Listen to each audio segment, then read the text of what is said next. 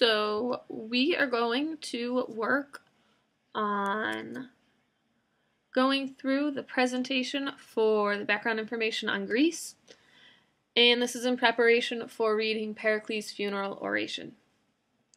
You're going to have to excuse the last couple slides on this PowerPoint. Last year I did not teach my students about ethos, logos, and pathos before we studied this unit, so I was teaching them and introducing them to the ideas of ethos, logos, and pathos, and teaching them about Greek background at the same time. So we'll probably go through those last couple of slides pretty quickly.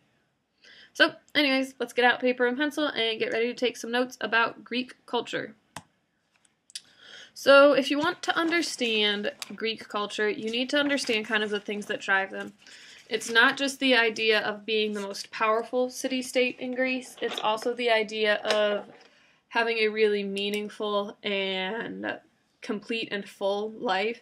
And this complete and full life comes from not only having physical things, like physical land, having a strong city, but also from having a high intellect. So they really pursue the idea of why. They ask a lot of why questions. They are very well known for their philosophies and their development of philosophies, and this comes from the fact that they're constantly asking why, how can we make this better, why is this the way it is. Greece as a whole is a loose collection of city-states, and these city-states, within them there's very close bonds formed between the people living in the city-states, because Greece in and of itself is a country that is bordered heavily by water, and it also is very, very mountainous. So when you have people living in small areas in between mountains, you really can't escape, you can't get away from those people, so you have to be pretty close to them. Also, everybody has to pull their own weight. Now, the ability to fight is something that is valued to different degrees within Greek city-states. Some city-states highly value it, think Sparta. Other city-states, not as much. Every city-state, though, has to value it to a certain degree because civilization, the country borders aren't completely stable. Everybody is vulnerable to attack, but some cities-states kind of pursue fighting a little bit more than others. We're going to see that in Athens it's not really as much about the fighting as it is about living a complete life. So we're going to talk about Athens. Athens by the 5th century BC is one of two main city-states within Greece. They are particularly known for kind of having a well-rounded population that not only has a strong military and strong military strategists, but it's also a city-state that loves the arts, that loves education, that really enjoys having dialogue and discussion and kind of teasing things out and discussing them before any sort of actions are made. Because, again, this is a culture that really enjoys the question of why, how. And so they'll talk these things out. They like to portray these conversations in the arts. They like to portray their values in the arts. And this is a culture that thrives on the idea of democracy for free men. So any free man is able to vote, is able to participate in politics, and there's an expectation that men within Athens will participate in politics and will know about what is going on within the city-state. So Athens is one of the two best known to most leading city-states within Greece, and within that, Pericles is one of the best known of their leaders. Pericles is a politician who patronizes the arts, and when we're talking about this kind of patronizing, we're talking about taking care of, so he's not condescending when he's taking care of the arts, he's just protecting them and making sure that they get the kind of attention that they deserve. So Pericles is really well known for patronizing the arts. He loves Athens, and he demonstrates his love of the arts and his love of Athens when he has the Parthenon built. And the Parthenon, if we can get out of this slideshow for a second, I can pull up a picture of the Parthenon. The Parthenon is that quintessential Greek building that when we think about Greece, we think about the Parthenon. So let's pull up this image as big as it gets.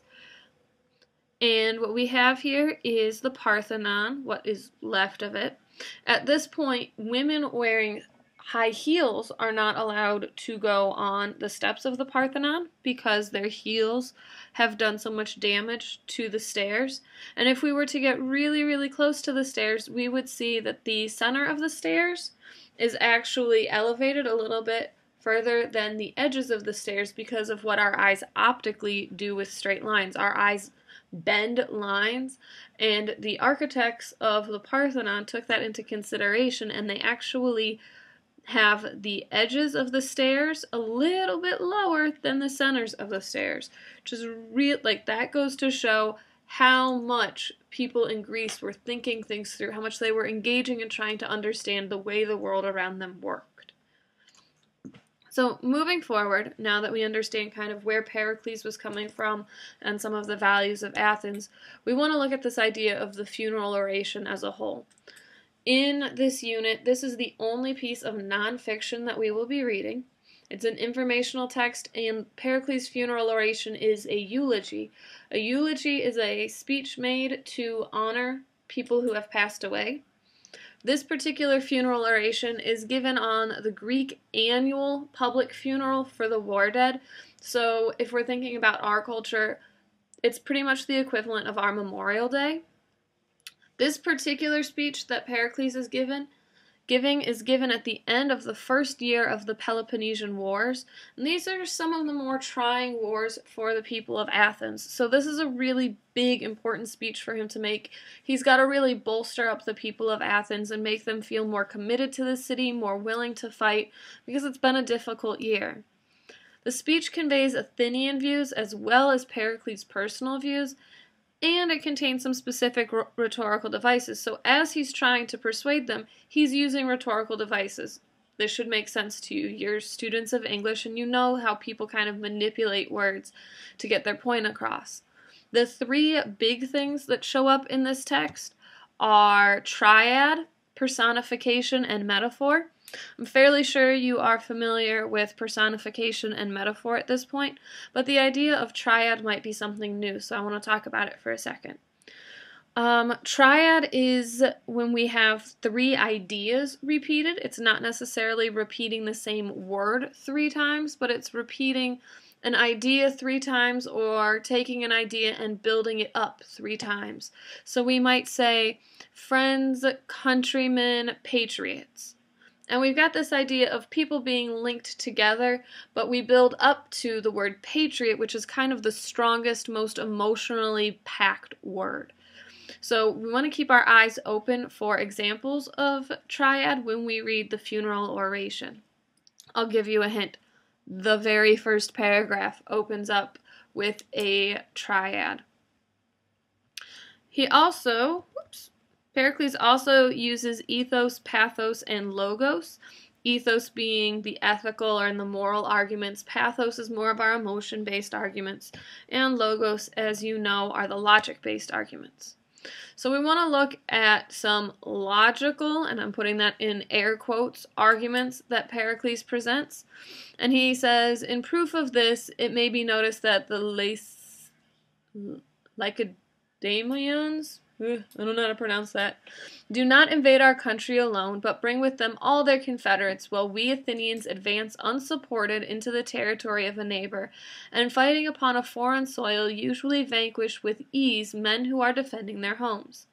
Our united force was never yet encountered by an enemy, because we have at once to attend to our navy and to dispatch our citizens by land upon 100 different services, so that wherever they engage with some fraction of our strength, a success against a detachment is magnified into a victory over a nation, and a defeat into a reverse suffered at the hands of our entire people.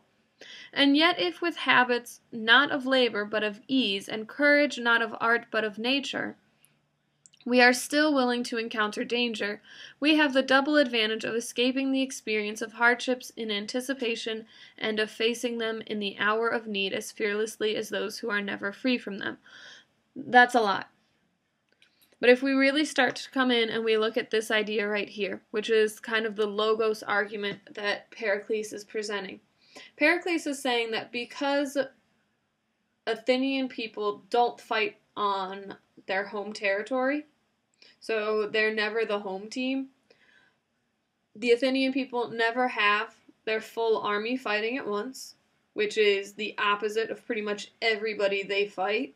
So they're always fighting with a smaller army, and when they win, they're winning with a smaller group of people, and that they are a better army because of that.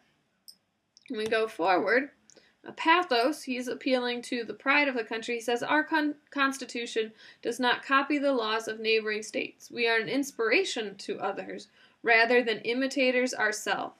Its administration favors the many in the democracy. So here, Pericles is clearly appealing to the pride of the people in Athens. He's saying that they're original, they're unique, they're an inspiration to other people, and they would never be as uncool as the other city-states that are around them that just imitate what Athens is already doing. They're just copying what Athens is already doing. And then our last thing is an ethos argument. And here, Pericles is saying that the public men have to attend not only to their personal matters, but the expectation is that if you're going to live in Athens and you are going to be part of the Athenian democracy, that you have to participate in politics. It's not an option for you to just sort of overlook it and let other people fulfill the duties of the politicians. Everybody has to participate in politics, and everybody has to take care of their personal business. You can't choose one over the other. Last thing I want to say about this is that the layout of the Gettysburg Address and the layout of Pericles' funeral oration are very similar. And once you get done reading Pericles' funeral oration, you're going to see that there are a lot of similarities between the Gettysburg Address and Pericles' funeral oration. So I would really recommend that you read through this 2, 3, 4 different times to get a good idea of how this is laid out, and then go from Gettysburg Address into reading Pericles' funeral oration. If you have any questions about this, I know I kind of sped through it, please feel free to ask me or Mr. Wells, and I look forward to seeing you get some really awesome grades on this quiz. Good luck!